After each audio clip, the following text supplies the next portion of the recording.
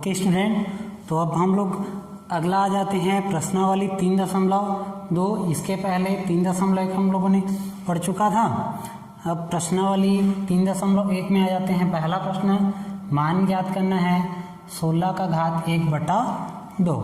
पहला को हम लोग हल कर लेते हैं। पहले 16 का घात 1/2 है, तब हम लोग 16 को क्या लिख सकते हैं, 2 गुणित 2 गुणित 2 गुणित 2, 4 पूरे का घात 1/2 बराबर, इसे हम लोग लिखना चाहें तो 1 2 3 4, 2 का घात 4 पूरे का घात क्या हो जाएगा 1/2। अब हम लोग को नियम पता है कि यदि घात के ऊपर घात लगा रहता है तो दोनों का क्या हो जाता है, गुणा होता है। तब हम लोग क्या करेंगे, 2 का घात 4 गुणित 1/2। अब इसे कटा देते हैं, 2 1 2, 2 दूनी 4, अर्थात यहाँ पे आएगा 2 का घात 2। अब इसे हल करेंगे तब इसका मान क्या आ जाएगा, 2 गुणित 2 बराबर 4। इसी तरह से दूसरा प्रश्न को भी देखेंगे। मैं बना के मिटाते जा रहा हूँ, उसको आप लोग बनाते जाइएगा। दूसरा को भी देख लेते हैं। तो दूसरा हमारा है 243 का घात कितना है, 1/5।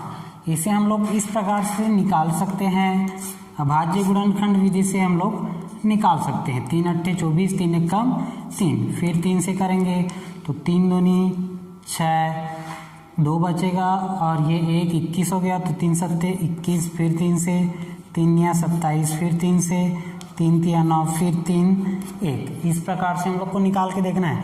तो 1 2 3 4 5, यहाँ पे हम लोग 5 बार लिख सकते हैं, 3 गुणित 3 गुणित 3 गुणित 3, इस तरह से पूरे का घात 1/5। अब इसको भी पहले के जैसे लिखेंगे, 3 का घात 5 पूरे का घात क्या आ जाएगा 1/5। अब आगे हल करेंगे तो 3 का घात 5 गुणित 1/5, ये 5 और 5 कट जाएंगे तो हो जाएगा 3 का घात 1 बराबर, इसका आंसर होगा 3। इसी प्रकार से और भी प्रश्न है इसमें, बाकी को आप लोग को बनाना है। उसके बाद हम लोग देखेंगे दूसरा प्रश्न। दूसरा में का पहला एक तो देख लेते हैं, कोई सा भी, बाकी सबको आप लोग बनाओगे।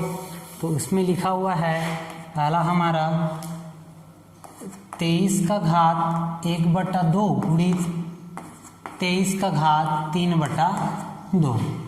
हम लोग को पता है यदि आधार, ये जो आधार है, आधार यदि समान रहते हैं तब घात क्या हो जाते हैं, और गुणा रहे तो घात क्या होते हैं, जुड़ते हैं।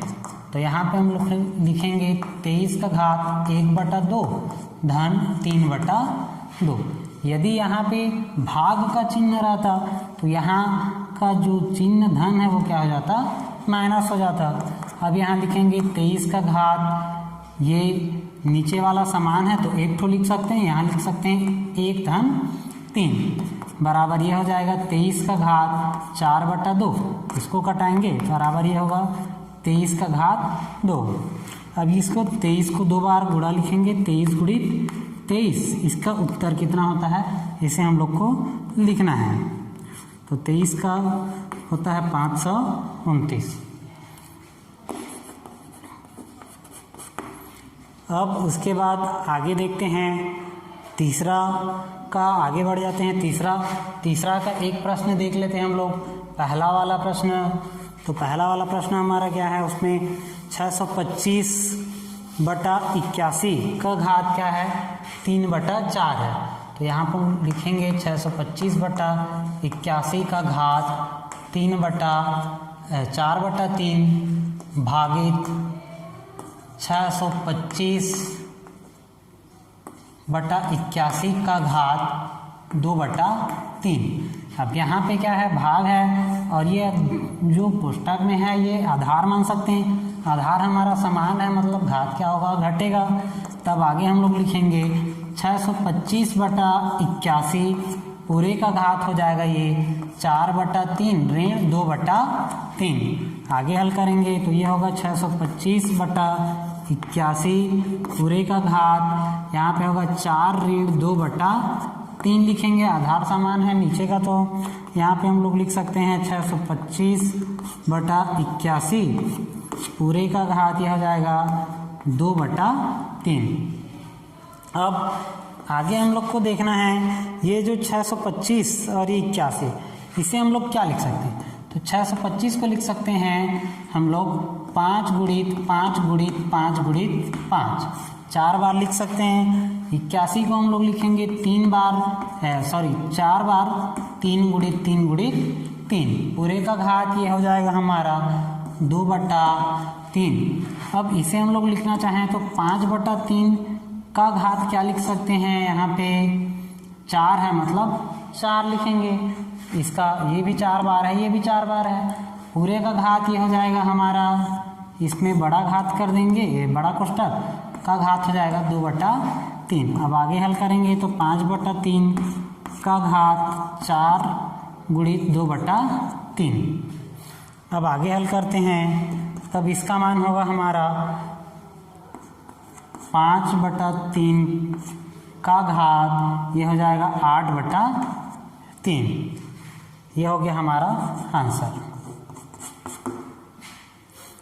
अगला प्रश्न है तीसरा का तीसरा, 3 गुणित 9 का घात 1/2 भागित 9 का घात 3/2। अब आगे देखते हैं, यहाँ सबसे पहले इन दोनों को हल करेंगे हम लोग। तो यहाँ लिखेंगे 3 गुणित, यहाँ भाग का चिन्ह है और दोनों में 9 है, तो आधार समान है, तो घात क्या होंगे? घट जाएंगे। 1/2 ऋण 3/2 बराबर 3 गुणित 9, यहाँ लिख सकते हैं 1 ऋण 3/2 बराबर 3 गुणित 9 का घात ऋण 2 बटा क्या हो जाएगा ये 2। अब ये कट जाएगा। अब यहाँ लिखेंगे 3 गुणित 9 का घात, यहाँ पे क्या हो जाएगा? ऋण 1 होगा। ये ऋणात्मक है, इसे धनात्मक बनाने के लिए क्या करेंगे? 3 गुणित, इसे हम लोग लिख सकते हैं 1/9, यहाँ पे घात 1 होगा, तो घात 1 को अब लिखना नहीं पड़ेगा। अब आगे हल करेंगे तो 3 1 कम 3, 3 तिया 9, इसका आंसर हो जाएगा 1/3। अब अगला प्रश्न आ जाते हैं, चौथा प्रश्न। चौथा में बोला गया है कि आरोही क्रम में लिखना है। इसमें 4 क्वेश्चन है, इसमें से 2 को मैं बता दे रहा हूँ, बाकी 2 को आप लोग को बनाना है।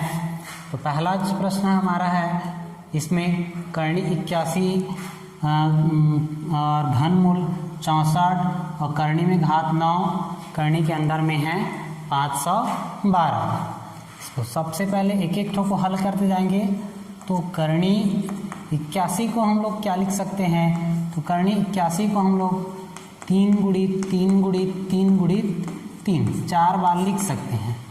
अब यहाँ पे इसको हल करेंगे तो ये हो जाएगा 3 गुणित 3, इसका 2 ठो बनेगा, इसका 2 ठो बनेगा। यहाँ कब के कंडीशन में 2 ठो को लेंगे, कब के कंडीशन में 3 ठो को लेंगे, उसको भी देखना है। अगर यहाँ घात कुछ नहीं है, मतलब 2 का जोड़ी बनाना पड़ेगा हम लोग को, तो इसमें का 1 ठो 3 लेंगे, इसमें का 1 ठो 3 बाहर निकलेगा। अब 3 गुणित 3 मतलब क्या हो जाएगा? 9। करणी 81 का मान कितना हो गया? 9। उसी तरह से हम लोग लिखेंगे घनमूल 64 को हम लोग लिख सकते हैं, यहाँ घात 3 रहेगा, तो इसको हम लोग लिखेंगे 2 गुणित 2 गुणित 2 गुणित 2 गुणित 2 गुणित 2, 6 बार होगा ये। 2 दूनी 4, 4 दूनी 8, 8 दूनी 16, 16 दूनी 32, 32 दूनी 64। अब यहाँ देखना है, इसमें 2 का जोड़ी लिए थे, तो इसमें कितने का लेंगे? यहाँ पे घात 3 है, तो इसमें 3 का जोड़ी लेना पड़ेगा हम लोग को। तो यहाँ पे 1 ठो ये, 2 ठो 3 का जोड़ी बना है, 2 ठो जोड़ी बना, तो यहाँ लिखेंगे 2 गुणित 2, अर्थात इसका मान आ जाएगा 4। अब आगे देखते हैं 512 का, इसका घात कितना है? 9 है। इसको अगर अभाज्य गुणनखंड, ये कैसे पता चल रहा है? इसके पहले में मैंने आप लोग को अभाज्य गुणनखंड से निकाल के बताया था, इसमें भी वैसे ही आप लोग को अभाज्य गुणनखंड से निकालना है। तो इसको हम लोग 9 बार लिख सकते हैं, 2 गुणित 2 गुणित 2 गुणित 2 गुणित 1 2 3 4 5 6 7 8 9। अब इसका 9 है, मतलब 9 का ही जोड़ी बनेगा, तब इसका मान क्या हो जाएगा? 2। अब यहाँ देखना है कौन सा मान बड़ा हुआ, कौन सा मान छोटा हुआ। तो इसी से हम लोग क्या करेंगे, यहाँ पे आरोही क्रम में लिखने पर लिखेंगे आरोही क्रम में लिखने पर, तो आरोही क्रम में कैसे लिखा जाता है ये ध्यान दे रहे हैं। आरोही क्रम में छोटे से बड़े को लिखते जाते हैं। तो सबसे छोटा वाला मान हमारा क्या है 2 है, उसके बाद 4, उसके बाद 9। तब यहाँ लिखेंगे 2 फिर 4 फिर 9। अब 2 की जगह क्या है हमारा मान, तो 2 की जगह है 512, करणी का घात कितना है 9। फिर उसके बाद ये कितना है करणी 64, घात कितना है 3, उसके बाद है करणी 81। इसी तरह से अगला को भी बना के देखेंगे हम लोग। अभी दूसरा वाला प्रश्न, तो दूसरा वाला प्रश्न को थोड़े से शॉर्टकट में मैं आप लोग को समझाऊंगा, उसके बाद बाकी को आप लोग को बनाना है। तो दूसरा वाला प्रश्न देख लेते हैं। दूसरा वाला में क्या होगा हमारा 216, घात कितना है 3 है। अब इसको हम लोग लिखेंगे तब ये हो जाएगा 3 गुणित 3, 2 गुणित 2 गुणित 2 3 बार, और 3 गुणित 3 3 बार होगा। तो मैं इसको आप लोग को शॉर्टकट में बता रहा हूँ। यहाँ लिखेंगे 6 गुणित 6 गुणित 6 भी लिख सकते हैं, अर्थात 3 हुआ तो इसका मान हो जाएगा कितना 6। उसी तरह से 243, घात कितना है 5 है। इसको हम लोग हल करेंगे, ये हो जाएगा हमारा 3 गुणित 3 गुणित 3 गुणित 3 5 बार होगा। यहाँ घात 5 है, अर्थात इसका मान कितना हो जाएगा 3। और उसके बाद क्या है करणी कितना है 64 है। तो करणी 64 को हम लोग अभी लिखे थे, कितना बार था हमारा 6 बार, 2 गुणित 2 गुणित 2 था। अगर उसको लिखना चाहें चलिए लिख लेते हैं 2 गुणित 2 2 गुणित 2 गुणित 1 2 3। इसमें 2 का जोड़ी क्यों बनाए, क्योंकि यहाँ पे घात कुछ नहीं है, मतलब 2 है। तब इसका मान हो जाएगा 2 गुणित 2 गुणित 2 बराबर 8। अब आगे आप लोग को लिख लेना है आरोही क्रम में लिखने पर।